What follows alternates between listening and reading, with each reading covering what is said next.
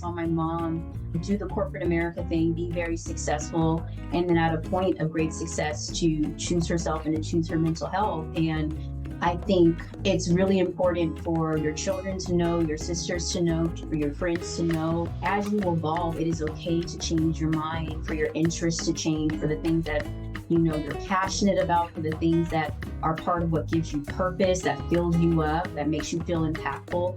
If that's not where you are anymore and you've given what you have to a situation, it's okay to change your mind. I definitely did pivot. I definitely did. I was wearing the suits and the flat iron hair and the whole thing. And now I'm much more boho and natural hair, gray. It's almost totally opposite. Hi, everybody, and welcome back to Focus on What's Working. My name is Lynnis. My name is Isis. Good to see you all again. Good to see you all again. And we've been hanging out talking about what are we going to talk about? And we decided to talk about something that I think is important for all of us with all the things that go on in our lives.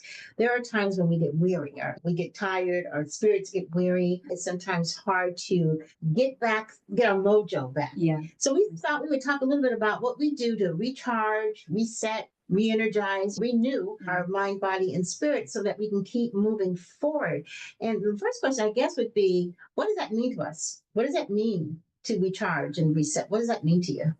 Oh, Mom, that's a heavy one. To me, in part, what it means is when I'm feeling heavier and when I'm feeling less clear, I look at it as a time recharging, resetting, renewing, of reestablishing my foundation and coming back to a center point, involving myself in the practices and in the things that help me feel more balanced when I feel fatigue or when I'm feeling stress or anxiety. I've incorporated practices that help me recenter, get back to a place of mindfulness so that I can make more clear decisions, more mindful decisions. Yeah, I can tell when you get to that point, and you'll tell us. She'll say, "You know what? I need some space. I just need to stop." Yeah. And you can tell when you get that, and it's good that you know that. Yeah. And it's good that you've learned to set those boundaries. I never really learned to set those boundaries until after you guys were gone, because I think I had a sense of guilt of not taking any unnecessary time away from my mother duties. So I would come home from work, would keep my suit on and cook in my suit and do the bath in the suit, homework in the suit, bedtime in the suit, and all that. And then I would think, okay, until one day, your godmother came over to the house, and she remember how she used to come over sometimes. Yes. And have her glass of wine while she's watching me run around and stuff. Until one day she told me, she said, "Lynnis, you're still in your heels and your suit and everything else and doing all this stuff." And I hadn't realized it. But it wasn't until you guys left the home that I felt more comfortable about taking a look at what I could do to learn how to relax more, learn how to recharge. And for me, I try to have a ritual every evening. And I don't know if I told you this or not, but I do it every single evening where I just stop. At 7 o'clock, that's it. Whether I'm done working or not, that's it.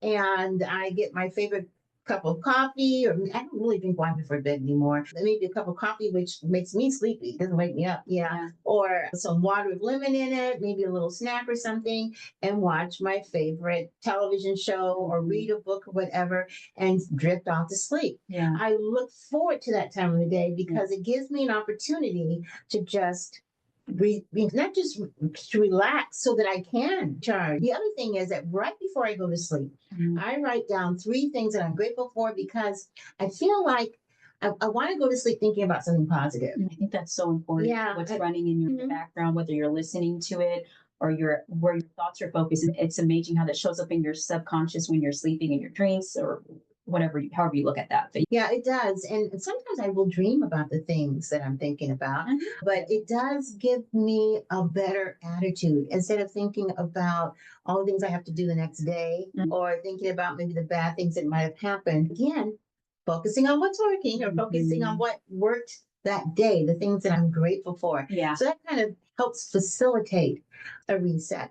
And it does help. The other thing I do to reset my mind, I do a lot of sighing, people call it sighing. It's deep breathing. It is a reset for me. Taking a deep breath, holding it in for a little while, and then releasing it helps me keep from going down that rabbit hole trajectory of, oh my God, or whatever's going on. Just stop a minute, take a deep breath, and then, okay, and move on from there. Yeah. One thing you said earlier, I want to go back to, you talked about in your 30s and early 40s, you were still so much in the mommy mode that you didn't feel like you really had time to slow down and do some like self-care practices for yourself as much. What I find interesting is that I felt like definitely towards my teenage years, as you were beginning the process, rethinking, reimagining about where you might go in your career, how first of all, through my relationship with you, our relationship with you and daddy from kids, faith was always a part of our life. So there was always that. There was always prayer.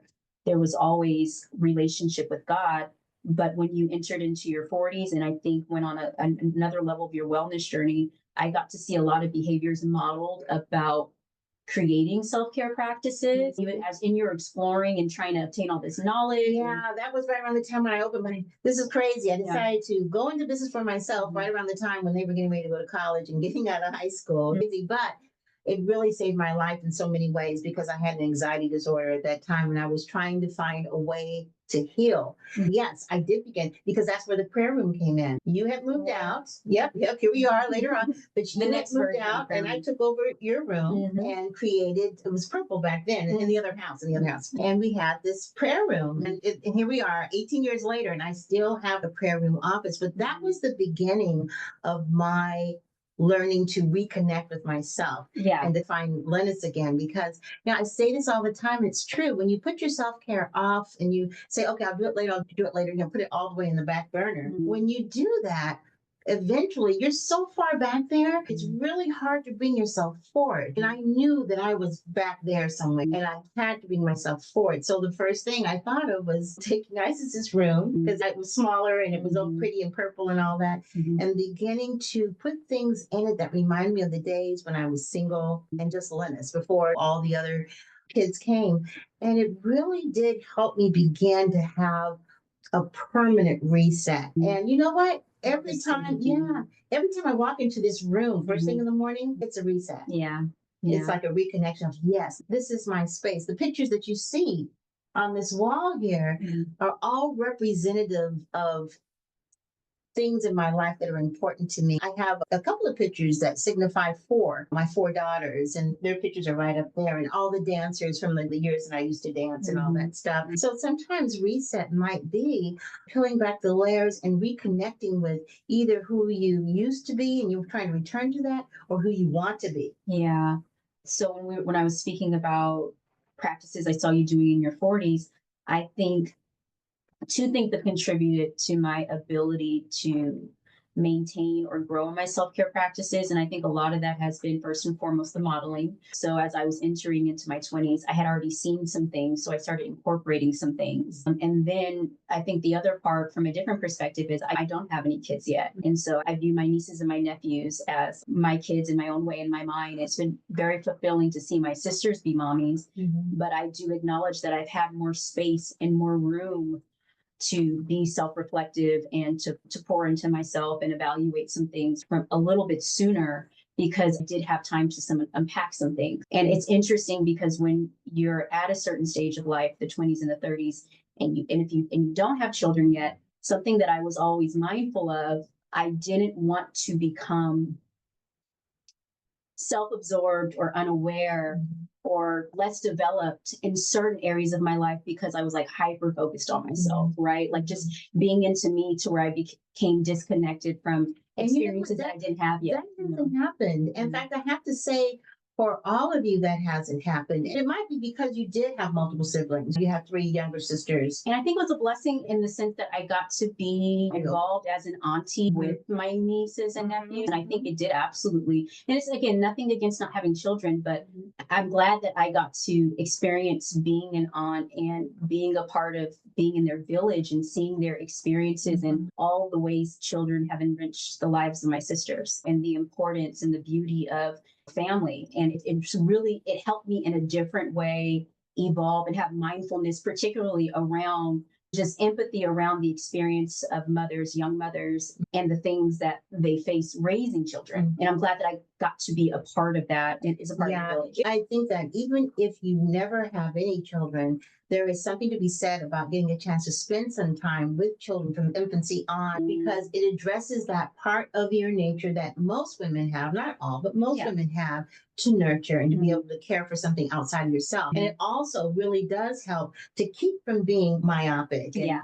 And it's all about me. I have a couple of friends who never married, never had children. And now, as we're coming close to 70, I worry a little bit about them because they don't have that connection with nieces and nephews or any of that as they get older. And they look back at that now. Well, they had great time Yeah. being able to do a lot of different things. Now that they're older, they're beginning to say, I'm not see some of the advantage of having those relationships with nieces and nephews. It's interesting, and this can be because I feel like I'm going to take us off on a whole nother tangent. Well, it but happens. but it's okay. I think something that I'm seeing a lot with my generation, a lot of the women in my life, and whether I meet them in the workplace or I've known them from high school and thereafter, is that time. First of all, time is moving very quickly. Yes. That's for certain. That's for sure. And that I think also trying to find a way to say this. Say,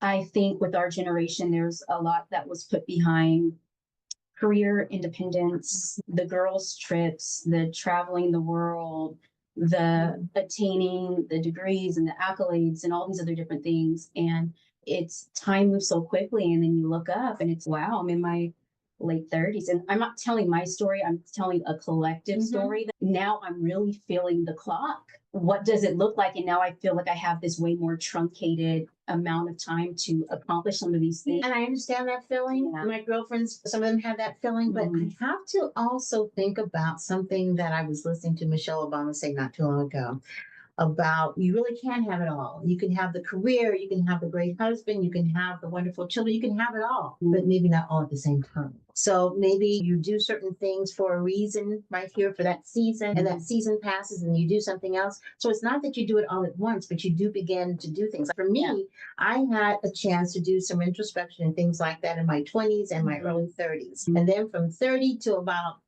55 or 56, that just wasn't happening now because I still had children and all of that. Now I'm in another phase in my 60s, getting ready to be 70, and I'm back to that introspection and doing some of the other things I always wanted to do that I couldn't do for those other things. So you really can squeeze it in. It's just that it may not happen all at once. Yeah. And as I'm listening to you talk about not having enough time, I'm thinking about how much time I might have left trying to squeeze everything in. Okay. Well, I guess, and not enough time. That sounds so myopic. I more so mean like the biological clock for a woman is a real thing, Yes. and childbearing and all of that. And I know there's all these ways of science and medicine and stuff that help prolong that, but just naturally, it's something that women, if you're even questioning whether you know if you want to or not in your 30s, you really start thinking intentionally about. And it's great to have a life of experiences, but I think it is for our generation in particular. You look at, I study a lot of different things, but you look at even the birth rates in the United States of America, people are having less children, starting families later, people are getting married less, societally that are shifting. That's right. So, Expectations change. Yeah, Too. Expectations change in terms of what society tells you. They're not telling you as much these days. If you're not married by 25, that's what it was like in my mom's day. At 25, that was considered old if you weren't married and having children. My mom, I think when she got married, she was 24. So she just just made it. And so when I was in my 30s and had my first child, that was considered a little bit older. Now people have babies in their 40s and it's not that big of a deal. All things are relative. The bottom line is you have to figure out, what works for you. Absolutely. What works for you. And what going back to talking about what we really did, well, actually it's not really, we didn't go that far off the beaten path because all like of it, we went way off. no, It's okay. segue it back. Yeah, I know you're. I'm a master at that. Yeah, right. Well, but once again, it's all about resetting and reframing. You find yourself at a certain point in life, you stop and you think, okay, I think I need to reset because I did go off the beaten path or I did do some other things in my life. Now I need to reset because I want to do these other things in my life. Yeah. So you can reset in that way. And when you think about resetting and renewing, how do you think it's helped you when you do take those times to kind of recharge? I think it's been really helpful for me because when I do the reset, meaning for me, that's in my prayer life, like my mindfulness. I do prayer every morning and throughout the day. And then outside of that, like exercise, like going to the gym, it just changes the game for me. And it's not always because I'm not like the most regimented, but I never leave the gym wishing I wouldn't have gone. I always feel better after I go. And for me, it really helps me manage like anxiety and just unpacking my day and all my responsibilities. And I always leave it feeling like I did something for myself to move towards who I want to be, or to prioritize my physical and my mental health. And so it just always feels good. But one thing the reset helps me do, it helps me come out of agreement with all the things that I've been fixating on that are not necessarily the truth as I've been spinning through my process. So, like coming back to a center and having an actual conversation with the reality of things versus the ideas that have been going in my head that are sometimes not the actual case. Oftentimes, they're worst case scenarios. Mm-hmm. So, it's okay, here's what is going well. My health is well. This is going well in my career. I feel like I've been impactful in this way in today. I just bring it back to the center. And then I do take a look at what my goals are, whether they're short-term goals or more so long-term. And journaling has been really helpful for me because it allows me to be reflective, right? So sometimes it feels like in life, like things aren't really always progressing forward. Sometimes it can feel like stagnation, but I think that journaling for me has been helpful for me to go back and look at what my mindset was 3 months ago or 6 months ago or a year ago, and to acknowledge the ways that I've progressed. And life is not, as you've told me, always linear, but I think one of the most important parts of progression is just your commitment to, one, being kinder to yourself, and two, acknowledging process in the different forms it comes. It's not always going to be the next job or the next car or the next house. Taking each day at a time, putting one foot in front of the other is still progress. And so when I go back and I look at my journaling, it's helpful for me to see the ways that I'm growing, and it's encouraging. That's interesting because you guys are going to find all my journals when the time comes when I'm gone. Oh gosh, here we go again. I know. Well, Journal. I would put it in those. It's reality, right? And I journal all the time. I have different journals for different things. I never go back and read them. And it just became, every once in a while I'll go back and read, but I'm such a forward-thinking person. I almost intuitively know that once I've gotten it out on paper, it's okay. That's done now. Let's go on to this. But maybe I will one day because I'm like, oh my God. But sometimes I think we talked about this earlier. Sometimes you repeat the same things until you've learned the lesson. So I'm sure some of those things in the journals, wait a minute, I thought, Mommy, this happened 5 years ago. She's still talking about it because I hadn't learned the lesson. Okay. So that's probably another reason why I don't go back and read them. But I do journal. I do believe in clearing space to receive the blessings that are to come. You have a lot of anger or angst or a lot of unforgiveness, a lot of negative energy. You need to clear that out. And one of the best ways to do it is through writing. Getting it out, at least for me anyway, getting it out on paper. I have this thing that I do that help. This is another reset that I do. Sometimes in the middle of the day when I can't figure out, okay, which direction am I going? I have this journal that basically it starts with, Lord, what is it you want me to do today? Oh, I like that.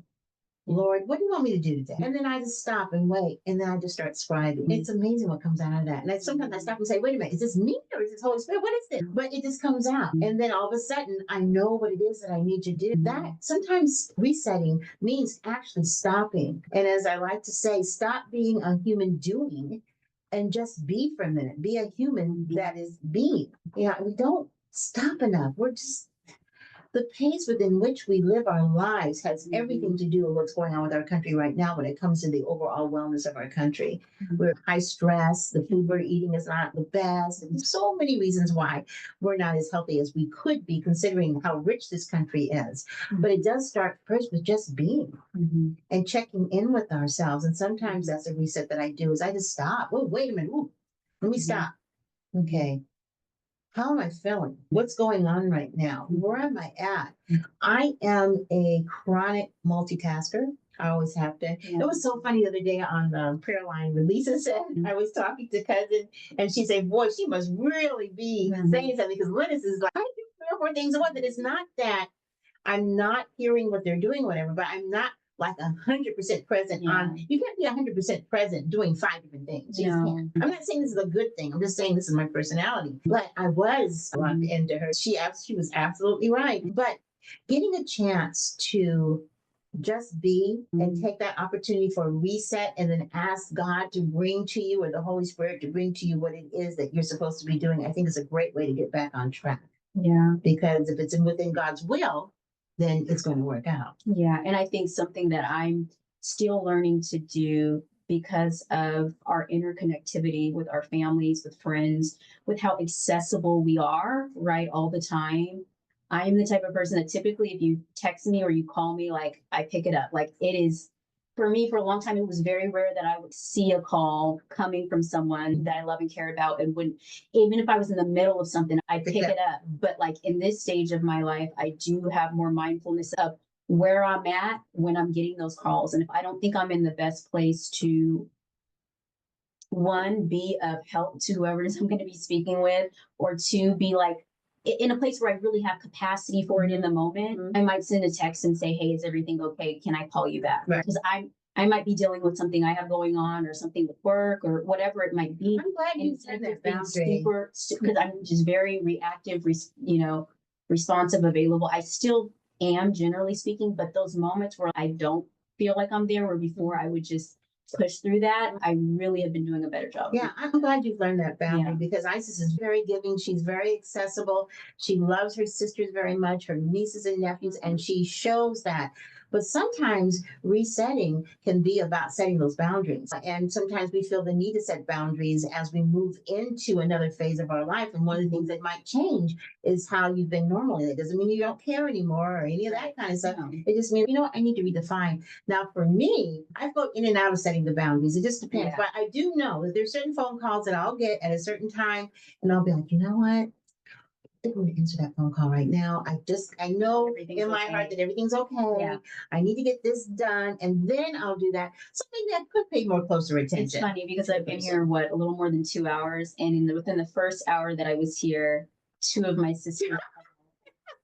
You know what? You're And you had right. already talked to Imani this morning, and I was thinking, like, I literally thought, wow, I don't know how my mom gets anything done because we're all calling her throughout the day. So Like, funny. how do you get anything done? It's so funny. Yeah. And Or really I think there's probably times where, and I know you hear from us all in different intervals, but I'm sure there's times where it's like really quiet. Then all of a sudden it's like everyone is calling. It's really funny. It's like the same thing when you guys were all living in the house at the same time. Everybody's on the same period. It is, yes. Yeah. Everybody, I think we talked about this once before on the other episode.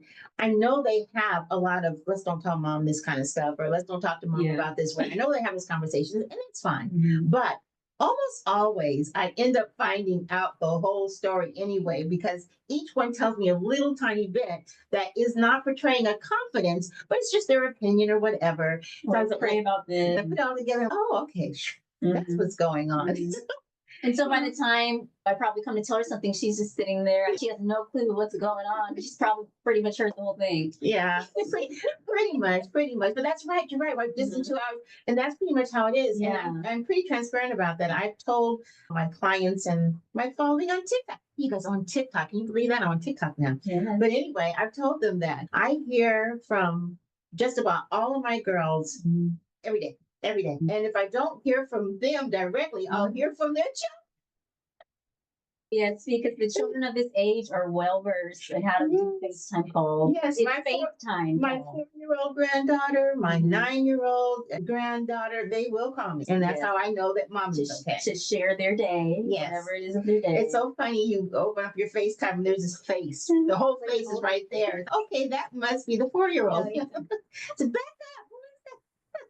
But it's a joy. Oh, It's I a love joy that. to be able to communicate with my grandchildren so easily because of technology and all that. Since we're experiencing for the first time this year, everybody being different places. Truly being different places.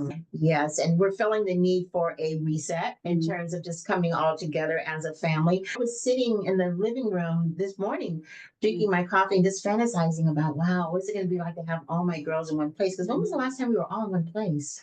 I think it was my birthday last year. Okay, so it's been a year now. Yeah.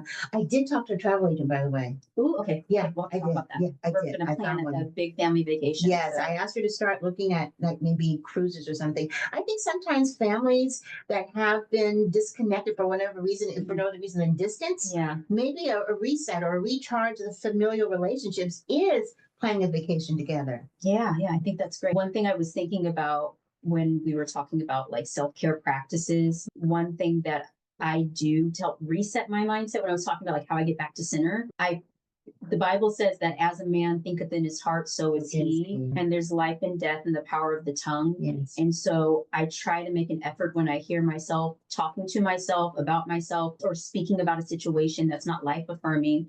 I try to write it and speak it as it is. So if there are areas of my life in which I want to see change, I specifically speak to that situation like in a positive way. So let's say I wanted to buy a home. I say, thank you, in my case, thank you, God, that I am financially independent. Thank you, Lord, for my home. Thank you, Lord, for every door. I also get very specific about what I am speaking into existence about my life. And for me, I like try to ground things at least some level in scripture. But for me, seeing it and speaking it as if it's already done has been so empowering. And I think taking authority over your words is so important. And that mindfulness about, again, how you talk to yourself, about yourself, how you talk about the situations of your life, of your family, of your relationships. You want to speak into the solutions more than you speak into the problems, because I just think it's life affirming. Like it's more inspiring, it's more encouraging, it's more uplifting, and you're more likely to make a move or take a step than you are if you're being weighed down by the feelings of what is not or what your fears are. Yeah, absolutely. You're absolutely right. What goes on between your two ears is critical to your ability to reset, to your ability to move forward, to your ability to accomplish your goals. Your words and your thoughts are very powerful, and they can create a whole different scenario than what you're trying to achieve. Yeah. And, you know, leaning into that makes achievement or success or moving forward that much more difficult. And I keep hearing this thing about toxic positivity. And I've been told what that is, but I really don't believe in that concept. The whole idea is a toxic positivity. Somebody's always positive all the time and seems to be in denial in terms of what's going on. I'm not in denial about what's going on. I just choose to encode the world in a more positive nature than a negative one, because I know that's what serves me best. Yeah. I can't do what it is that God has asked me to do if I am going down that rabbit hole of negativity. And Lord knows there's enough for me to do that if I wanted to. But then I would not be able to accomplish. So that's what motivates me. It's interesting too, because I tell you another reset that I have, and we talked about this earlier, is remembering my why. Yeah. Why I decided to do a certain thing. I don't know about this whole motivation thing because that comes and goes. It's like happiness comes and goes. Yeah. But knowing your why is almost like joy. Joy you can tap on at any time. If you have the joy of the Lord, the joy of who you are, remembering what's most important to you, doing the things that bring you joy, regardless of what's going on. Remembering your why can be the same thing. If you remember the reason why you're doing the thing that you're doing and you're beginning to lose your mojo doing it, wait a minute, why am I doing this anyway? Okay, that's the reason why. Let me reset and start again. So I guess I'm saying too that when you decide you want to make a change in your life or you want to pursue something or whatever, make sure you're doing it for the right reasons. Reasons so that when you do that exercise of a why, it's not because I wanted to lose weight because I wanted to fit into my homecoming dress. Okay. Homecoming comes and goes. Right. All right. And all of a sudden you're eating more and everything else, and you want to diet. So why do I want to diet? Because I want to fit into my homecoming dress. That's already passed. So your why has to be something almost like esoteric, something that serves you in terms of the big picture and not necessarily just something that is why, because this is what's going to happen for me tomorrow or the next day or whatever. But if it's something that you really want to do a reset for, that's going to be changing your life, moving you forward in a way you haven't before, your why wants to be almost, I wouldn't say otherworldly, but your why has to be a reason to motivate you or to inspire you to want to stretch. Yeah, I agree. Does that make sense? Yeah. And I think too, it's a way of peeling back the layers to evaluate if there's something or a behavior or something you're continuing to do and you can't figure out what the why is anymore. Am I just committed to this because I said I would at some other phase of my life? And does it like no longer serve me, or just where I am now? It's okay after that evaluation to decide to change your mind. Like this is the conversation that we've had, that I'm grateful again that I saw my mom do the corporate America thing, be very successful, and then at a point of great success to choose herself and to choose her mental health. And I think it's really important for your children to know, your sisters to know, for your friends to know. As you evolve, it is okay to change your mind, for your interests to change, for the things that you're passionate about, for the things that are part of what gives you purpose, that fills you up, that makes you feel impactful. If that's not where you are anymore and you've given what you have to a situation, it's okay to change your mind. We evolve. Yeah, we as people, that's we right. evolve, and we don't have to be married to the idea of who we said we would be, what we said we would Because be. I definitely did pivot. I definitely did. I was wearing the suits and the flat iron hair and the whole thing. And now I'm much more boho and natural hair, gray. It's almost totally opposite. But the interesting thing to me is, and that's how I know that your beauty really has to do all with what's going on the inside, how it radiates out. Because I truly do, at age almost 68, and I mention my age a lot because I don't have a problem with that. And I'm proud of my age. And I'm trying to encourage other women like this one to talk about their age as I have well. no problem. No, but last time you said certain age or something like that. Oh, I said I'm in my 30s. Okay, you see, that's specific. Anyone who knows me knows how old I am, and if they don't, that's okay too. Okay, yeah. Whatever. This is an ongoing debate that we have. But anyway, This will make everyone feel great. My name is Isis, and I'm 36. no pressure. It's not an anonymous thing. I was just being playful. I'm 36, everyone. Okay, well, of course she looks like she's 16, but that's a whole nother conversation. Okay. But anyway, now I lost my train. Okay, I'm sorry, Mom. You were talking about being almost 68. You're talking about really how, the way you present, the way you show up. You're talking about yeah, the light, yeah, Yeah. yeah. Because I'm Multiple. operating in my gift. Yes. Okay. Mhm. And I'm passionate about what I'm doing. You can't relate the gray hair, the extra pounds, the wrinkles, and everything else. But I get more compliments now than I did when I was in my late 40s. But when I look at pictures of myself in my late 40s and now, first of all, I was really super thin. But the other thing was that there was a light that was missing. And I wouldn't say that I was unhappy because I was very happy with my kids and I loved my job. But there was a part of me that was laying dormant. Yes. That I had consciously put on the back burner. And so I wasn't being all of myself. Now I feel like I'm being all of myself because I'm still a mom and grandma. I'm a wife. I'm not a daughter anymore, but I have so many memories. You're still a daughter. I'm still a daughter, but my dad and mom, They're just not physically here. Yeah, they're not physically here. But they still. And I love running my business. I get a chance to hang out with my friends. I get a chance to do a little traveling. I'm touching all the things. Whereas before I wasn't touching all the things. And so That's awesome, Mom. yeah, that is because so many people, I think we can all do it, but the first step is to give yourself permission to do that. Yeah. And sometimes it requires a pivot that maybe some people aren't willing to take, the sacrifice to do that pivot. Hearing you say that, it just felt, and this is not wow, I promise you guys, but what a blessing it is to show up in the world as yourself. Not woo. It's so like, simple. It's so simple, but it's not. But it's not what's happening these days. To just be yourself, to acknowledge that there's obviously more than one thing to you, but just to be comfortable in who you are and all the things that you've been through and how they contribute to who you are, and to be proud of who you are and the work that you've done, and but not trying to fit anything. No, I'm no longer trying to put a square peg into a round hole. I realize that I'm not a follower, not really. I'm an odd duck. I check a lot of boxes, and some of those boxes almost seem like they're opposite sides of the brain. They are, because I have this physical side of me, I have this creative side of me, I have this intellectual side of me, I've got this technical side of me. And one thing about being an entrepreneur, I get to use all of that. I get to do all of that. The thing that I guess is the most frustrating is that I just wish I could have, I don't really want two Lynnises in the world. I wish I just that would be too scary. But I just wish I had like longer days. Yeah. To be able to do more. But my parents used to tell me as a little girl, and I can still hear their words, their voices. First of all, they used to call me Sarah Bernhardt. If you don't know who Sarah Bernhardt is, please Google it. Oh my God. Okay, everyone, if you don't know, Google it. Because I don't know who that is. Sarah Bernhardt evidently was one of the first really well-known actresses before TV and everything else, like back in the 1800s. And she was an actress, and she was very well known. And back then, the acting was a little bit dramatic and big and all of that. So my parents used to call me Sarah Bernhardt. The drama. And I have a lot less drama in that Yeah. way, but I am like, oh my God, that is a part of my personality. Well, your Right. arts and all the other areas of interest you've had throughout Yeah, your my life. failed attempt at Shakespeare. Yeah, that was interesting, but I gave it a try. You gave it a try.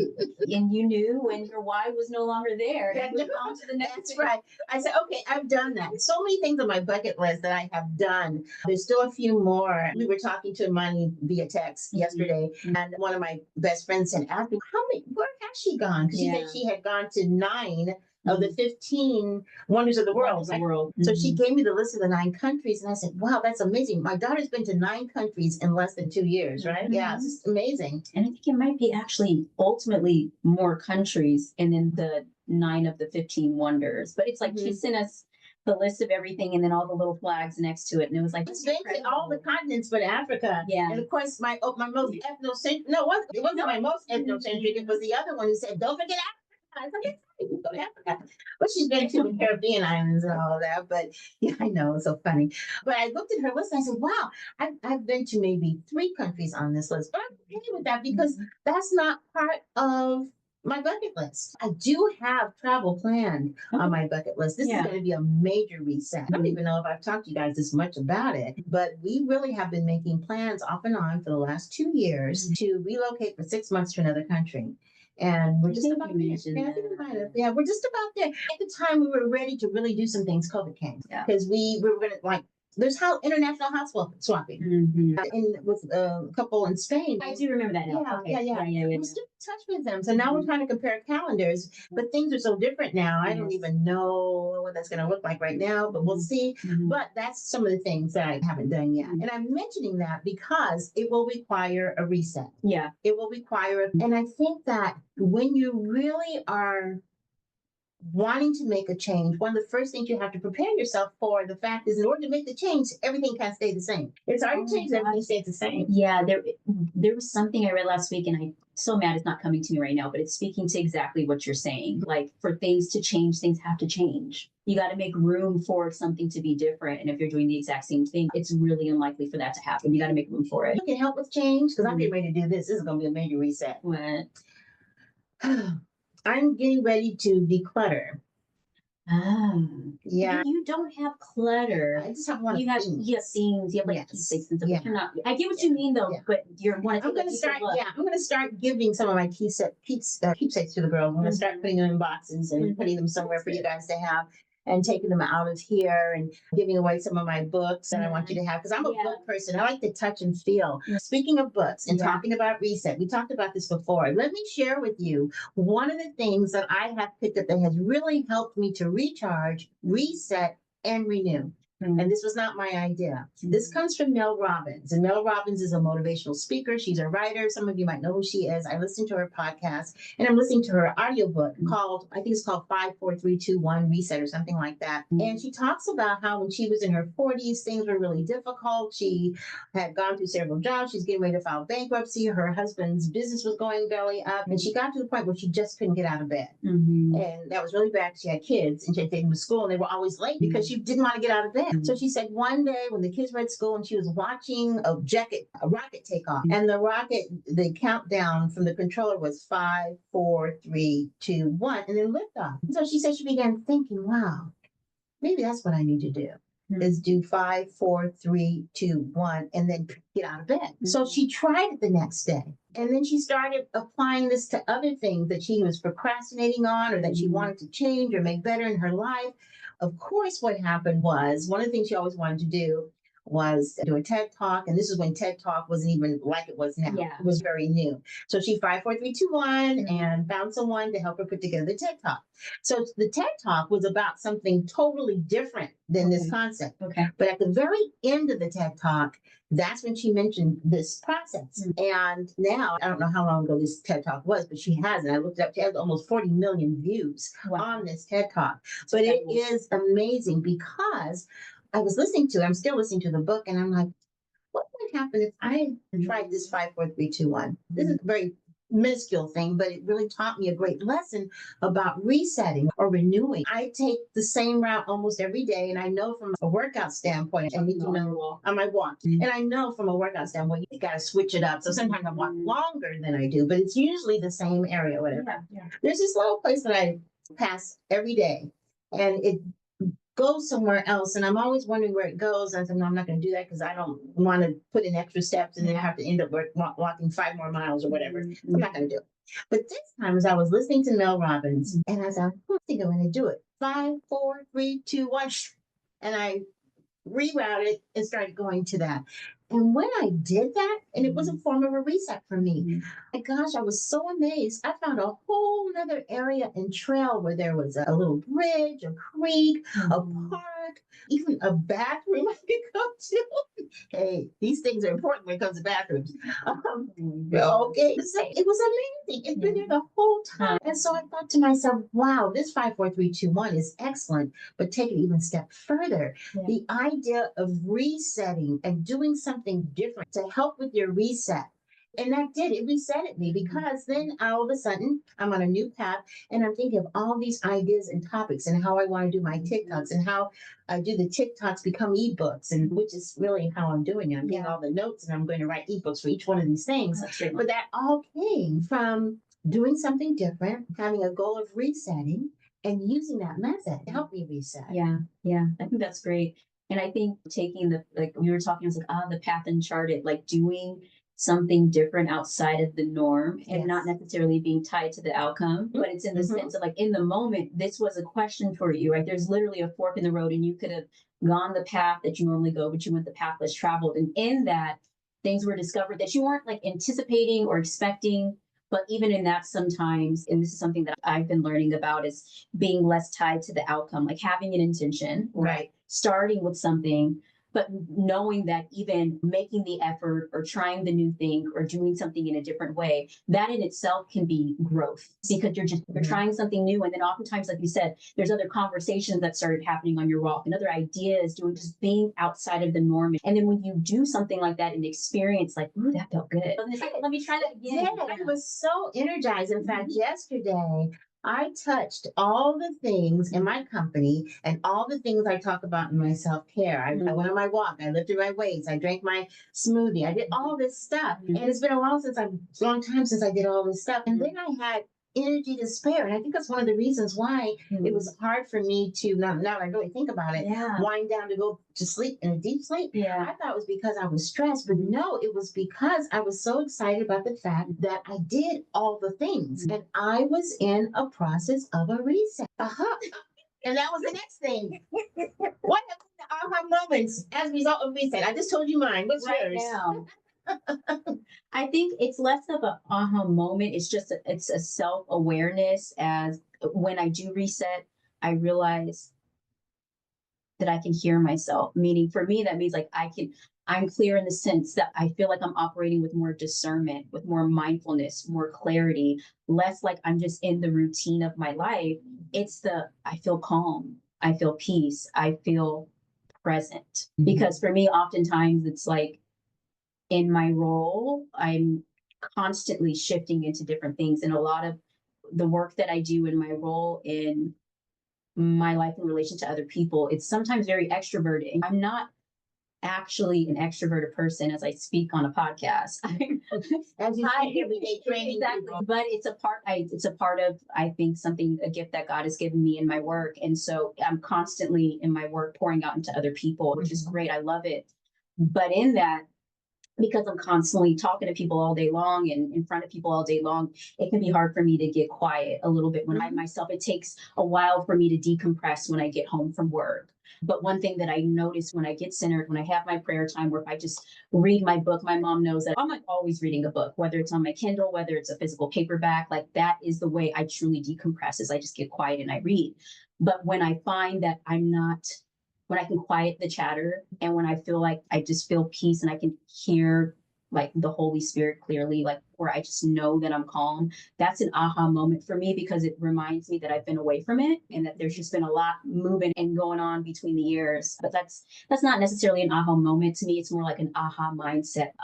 I feel clear. Yes, I'm glad you remind me about the reading thing because that's Mhm. another reset that I do. Yeah. But lately, this is not anything to be proud of. Right now, I probably am reading about 7 books.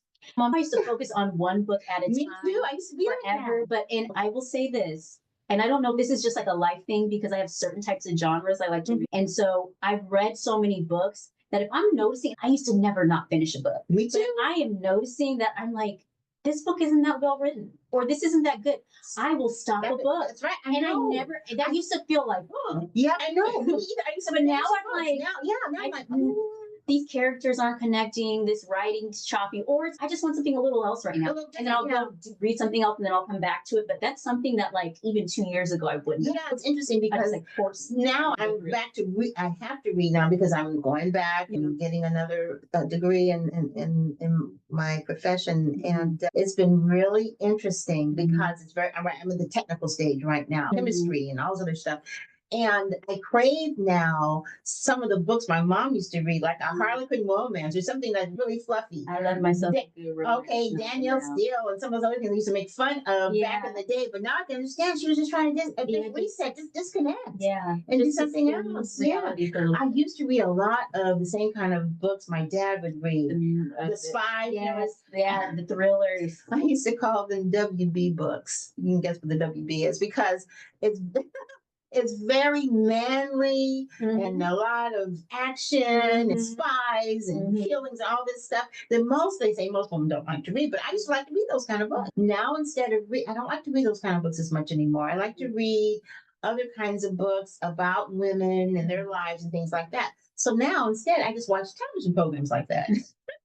My mom listens to television programs like that because, again, she's a multitasker. There's been times I've come over where I noticed the thing I heard her listening to on FaceTime is the thing she's watching. And she's, I'm finally getting around to watching this. And I was like, Mom, when I was talking to you last week, you were watching this. You're like, yeah, but I'm finally getting the opportunity to focus on it as she's actively doing whatever that she passively watches and until you sit down and watch. And so that's what I use this for right here. Yeah. That's my TV. I have a small notebook that my oldest daughter gave me, and she gave it to me to help me for when I was traveling and stuff. So I had to take my big laptop, but actually I watch my TV programs. And then I listen to, can't say it out loud. I listen to her all the time too. But sometimes I realize I've got my headphones on, I'm listening to that, and I'm doing something else here. And I'm like, wait a minute, stop. That's too much. That's too much.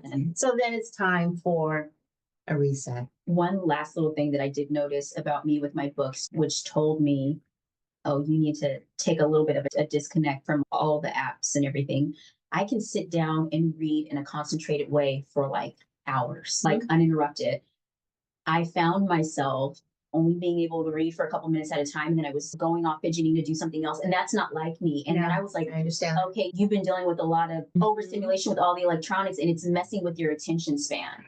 I'm glad you mentioned that. Yeah. Because a lot of people are being diagnosed, adults, they're saying adult ADHD. And I would challenge that. I would think it has to do with the way we're living our lives, always scrolling all the time, microwave living, 5 minutes here, 5 seconds here, 5 seconds there. But the way to stop that is to just reset and just stop. Because you're right. I picked up one of those 20 books last night when I was just disconnecting. And I read a good 40 pages. Yeah. Which was these days a lot. I can read a whole book in 2 days. And so I thought, okay, I need to do this more. Yes. Because, that's what I was thinking. And I didn't have, it is. Yeah. That's right. And I didn't have any sounds going on or nothing, just the book. Because when I read books, it's like watching a movie. And me too. There's the images in my mind, just paint this whole story in reality. And I've talked to my sisters about with the kids. One of the things I used to do with them was buy them books because when we were kids, my mom would take us to Borders and it was like a treat to go and pick out your books and we'd all pick our stuff and then we'd come home and we'd have our activities and we would just sit down and read.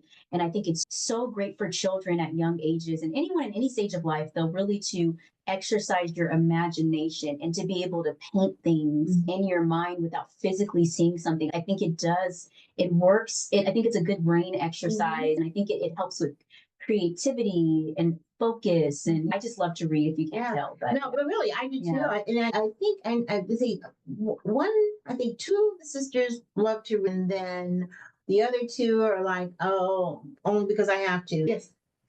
My mom was a great reader, and my grandmother too. It's so funny too because I would go to my grandmother's house and get books. She used to belong to. Back in the day, it was called the Doubleday Book Club. Doubleday was a publisher. I don't know if they're still around.